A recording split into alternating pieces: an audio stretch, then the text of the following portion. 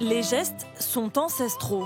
Chaque jeudi après-midi, depuis 1479, les commerçants de Milly installent leur échoppe.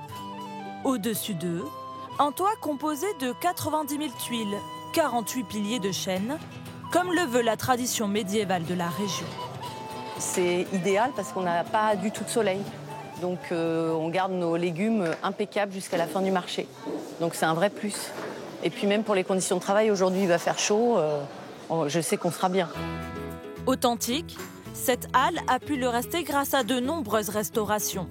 Il y a 2 ans, les architectes sont revenus au fondement de sa construction du temps de Louis XI pour ne rien trahir de son histoire. On a comparé avec d'autres halles de même type et ils ont réussi à retrouver les techniques qui ont été faites au Moyen-Âge. À l'origine, ces liteaux n'étaient pas faits dans une scierie taillée à la machine, ils étaient faits à la serpe par des ouvriers de l'époque.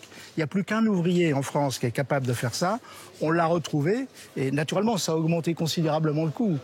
Mais on a des liteaux qui sont d'origine. Des travaux méticuleux dirigés par les Bâtiments de France qui permettent à ce monument classé de se tenir encore debout, sans ciment ni artifice.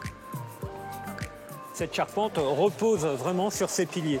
Et les piliers reposent, eux, sur des grès. En fin de compte, c'est le poids de la structure qui permet de maintenir l'ensemble debout comme il est aujourd'hui. Si on enlève les tuiles, la halle, à la limite, avec un coup de vent, pourrait bouger.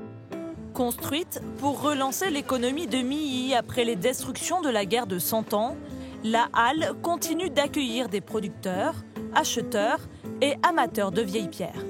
Merci beaucoup.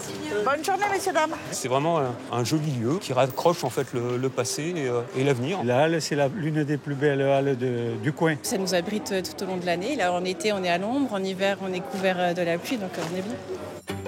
Et depuis 6 siècles, la bâtisse jouit d'une longévité que pourraient lui envier les nouveaux modèles de marché couvert, les halles gourmandes, que nous découvrirons dans le prochain épisode.